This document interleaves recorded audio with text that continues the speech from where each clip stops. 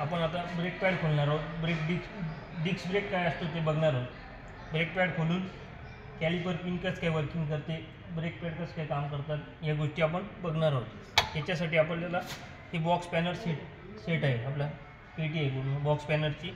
याच्यातून आपल्याला छोटे एक्सटेन्शन आहेत, मोठं लहान मोठं T handle, ratchet, universal joint, box spanner set आहेत. याच्यानुसार आपण 18चा बॉक्स घेऊन व्हील यूज करणार आहोत. नंतर आपण हायड्रोलिक जॅक आहे, हा जॅक लावून व्हील स्टँड लावणार आहोत.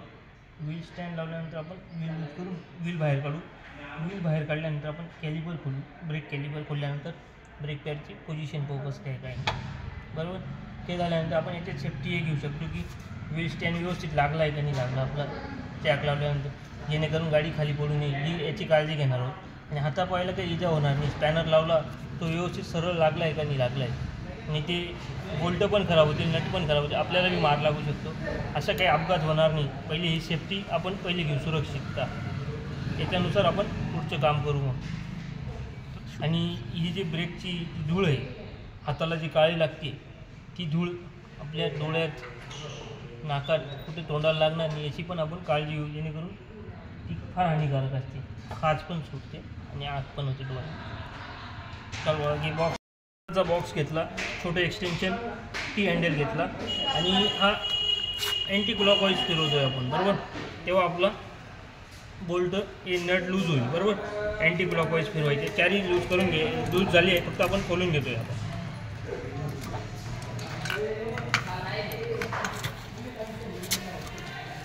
अँटी क्लॉकवाईज म्हणजे घड्याळाच्या विरुद्ध दिशेने फिरवता येईल आपण.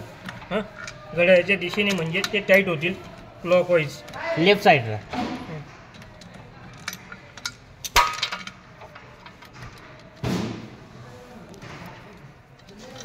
पहिली साईडला करून. आता हे झालं आपलं व्हील पूर्णपणे बोल्ट बाहेर काढून घेतली आपण. आता आपण व्हील बाहेर काढतोय. व्हील बाहेर काढलं.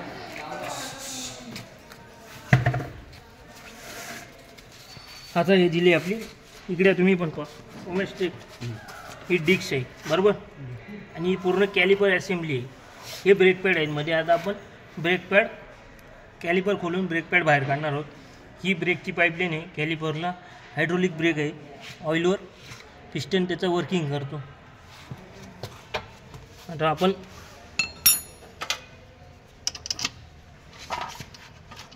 बोल्ट खोललं. आपण हे कॅलिपर बाहेर काढलेलं आहे. या पिना जी आहे ही कॅलिपरची पिन आहे बरोबर. ह्या पद्धतीने ही पिन अशी मध्ये राहते, तुम्ही पाहून घ्या. ज्यावेळेस ब्रेक दाबू त्यावेळेस अशी पुढे येईल, सोडला थोडी अशी मागे होईल बरोबर. दोन पिना असतात, एक खाली असते एक वरती असते बरोबर.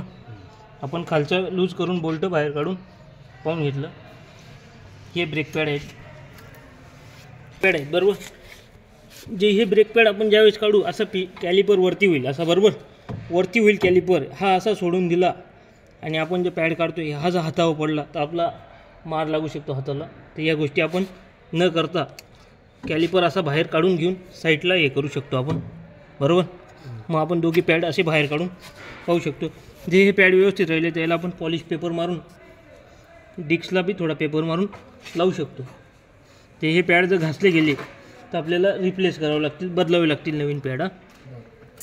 आणि ह्या पिनांना आपण ग्रीसिंग वगैरे करून घेऊ. कॅलिपर पिनांना ग्रीस येते यांना, म्हणजे याची वर्किंग चांगली राहते, जाम होत नाही या पिना.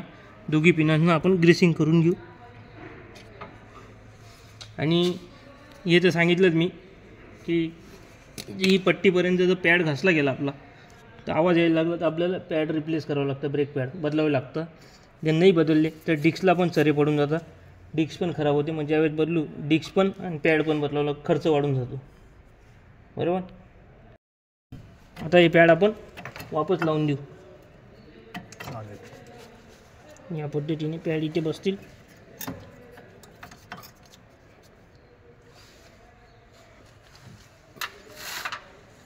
या पद्धतीने ही पिन याच्यात टाकून घ्यायची पहिले मध्ये बरोबर.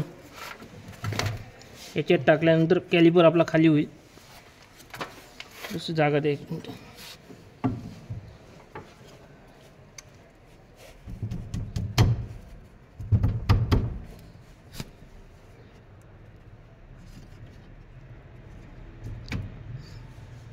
बोल्ट कुठे? हां सर.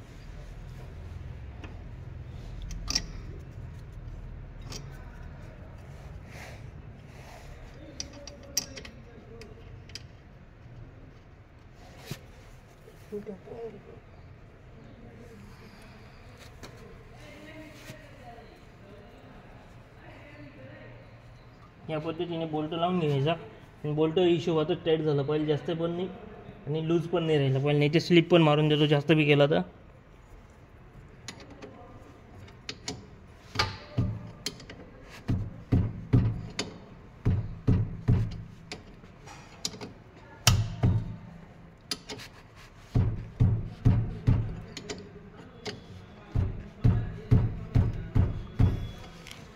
झाला याचे पेटी माइंड करून घ्या. आता हे झाल्यानंतर आपण व्हील लावू, बरोबर.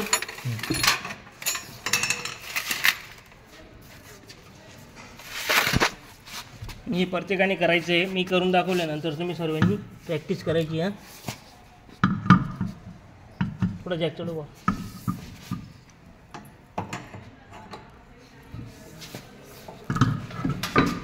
बस बस.